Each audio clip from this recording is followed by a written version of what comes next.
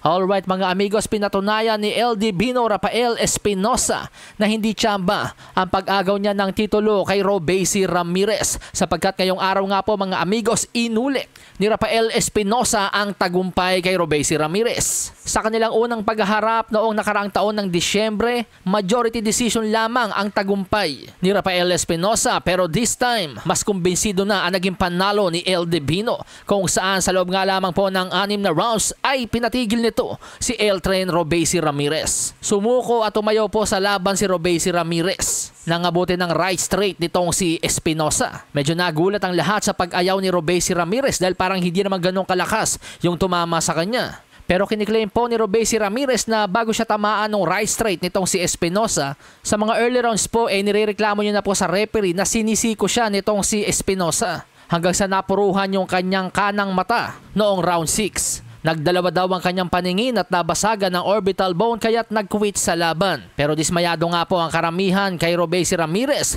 tulad ng mga ESPN commentators na sina Joe Tessitore at Timothy Bradley. Binasagan ng laban ni Robeisy Ramirez at Espinosa na modern day nomas na parabang tulad ng pag-ayaw ni Roberto Duran kay Sugar Ray Leonard noon.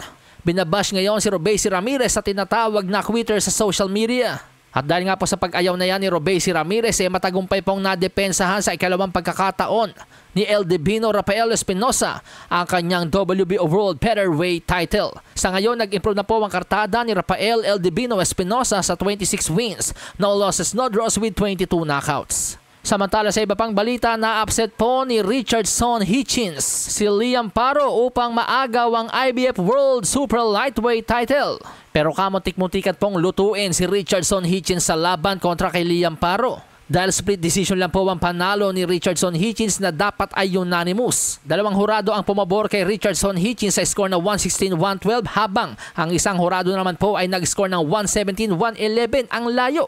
Pabor para kay Liam Paro. Sa naging laban, first 4 rounds po ibinigay ko kay Liam Paro pero habang tumatagal po yung laban, nakontrol po ni Richardson Hitchins ang laban sa pamamagitan ng mga matutulis na jabs at high accuracy. Naging maganda rin ang timing nitong si Richardson Hitchins dahilan upang mabasagan ng ilong itong si Liam Paro. At makikita po sa body language nitong si Liam Paro na frustrated talaga siya sa naging laban.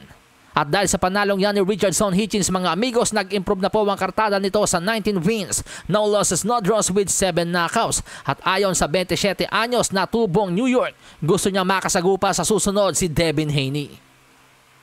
Sahin ang baraha, patunayan mo sa'kin ha. Sino man ang mabunot na kalaban, di ka tatakbo ha. Sa bayan ko sa bayan, papalag ako para sa bayan. Basagan na bungo para sa'kin, putek, pabor, pangayan. Reno TV.